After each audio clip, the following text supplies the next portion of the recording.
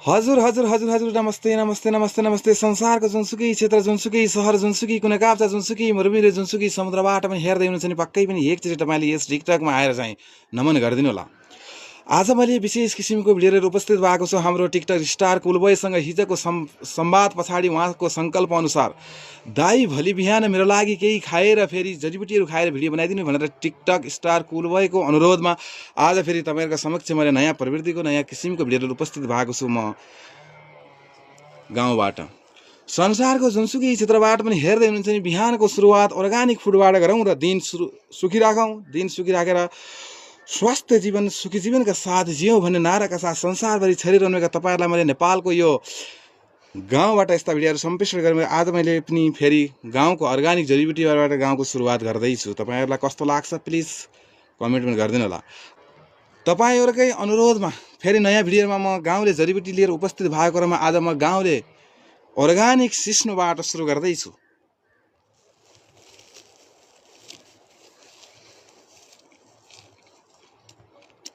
सिस्नोलाई मजासँग खाने यो भिडियो चाहिँ विशेष गरेर हाम्रो टिकटक स्टार कुलबोयको लागि मैले बनाउँदैछु। त्यसलाई कुलबोय भाइ 2-4 पात सिस्नो खाइसकेपछि 2-4 पात टोप्लेदार खाने।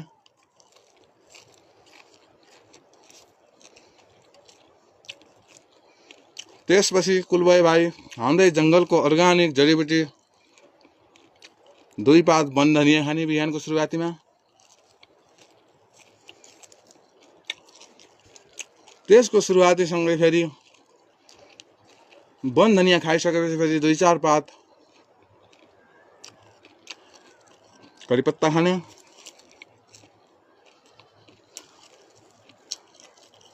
करिपत्ता खाइसकेपछि कुलबोय भाइ फेरि हाम्रै घर गाउँमा पाइने तुलसीका 2-4 पात फुलहरू खाने।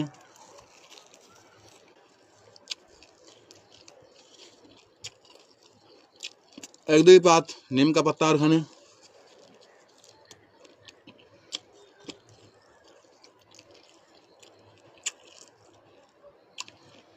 अर्गानिक जडीबुटी तेज पत्ताको पात खाने।